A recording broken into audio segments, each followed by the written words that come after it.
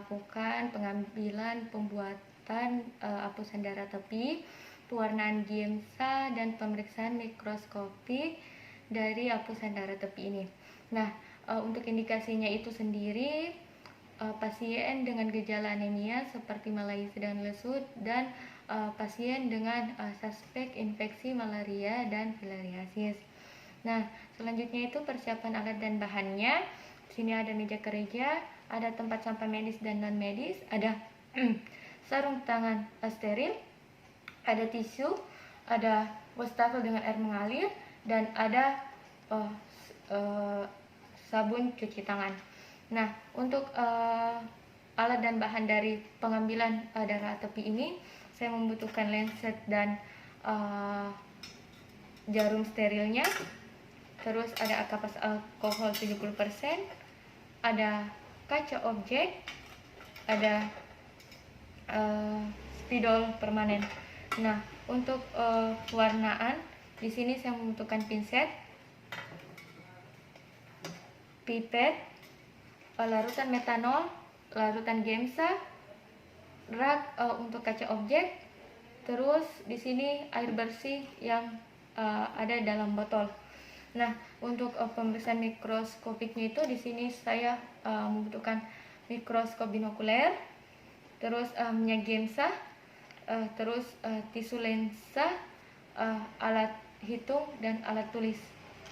Nah, yang pertama yang saya lakukan di sini persiapan pasien, yaitu dengan melakukan informed consent.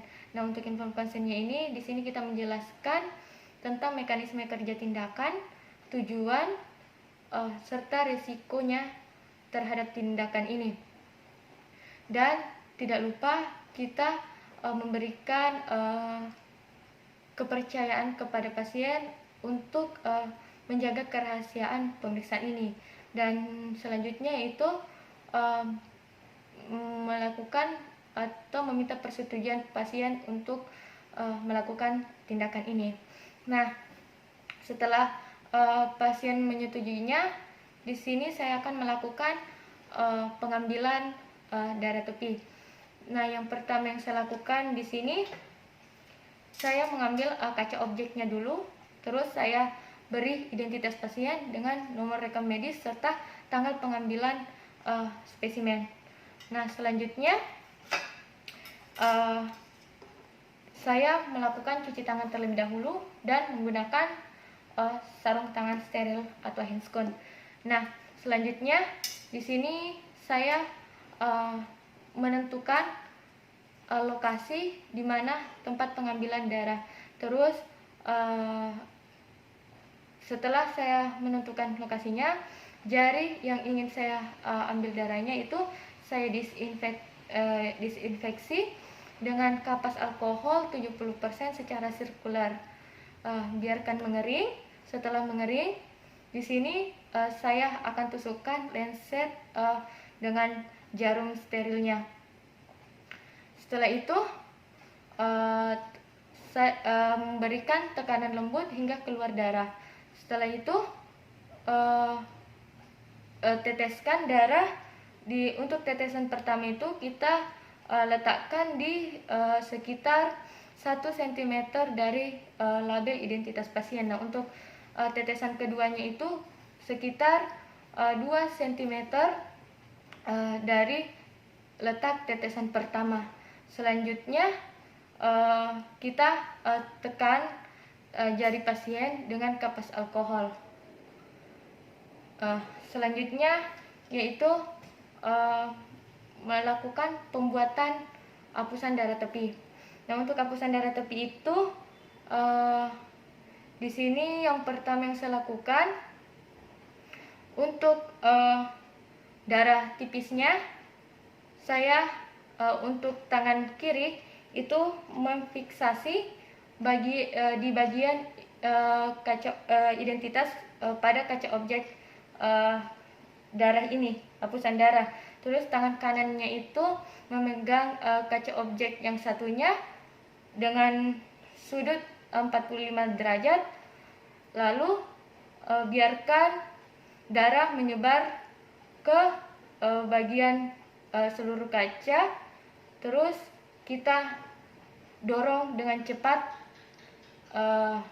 untuk hasil yang baik. Di sini untuk darah tipis itu dia berbentuk seperti lidah, dan semakin ke ujung itu semakin tipis. Nah, untuk darah tebalnya di sini kita menggunakan ujung kaca yang lainnya, kaca objek yang lainnya, terus kita campurkan sehingga sampai menyebar sekitar 2 cm kurang lebih. Nah, selanjutnya kita letakkan di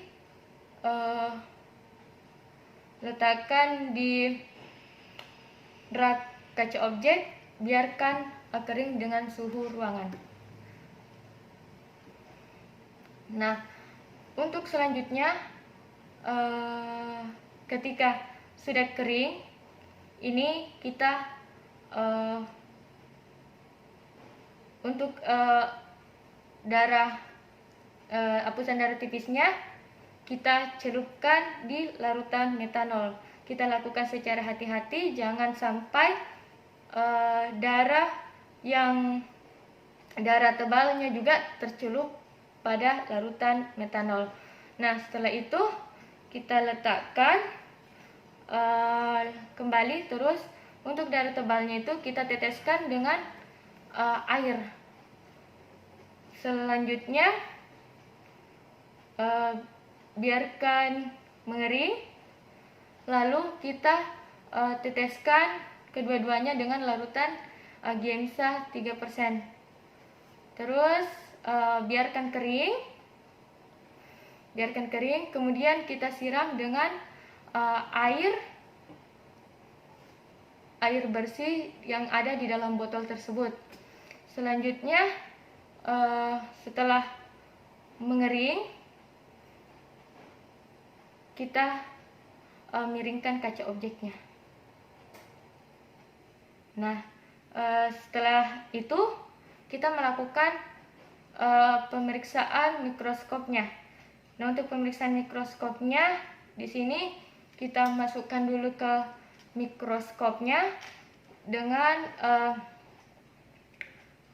pemeriksaannya itu dengan lensa 10 kali, 40 kali, 100 kali. Nah, untuk pemeriksaan lensa 100 kalinya itu kita menggunakan minyak emersi.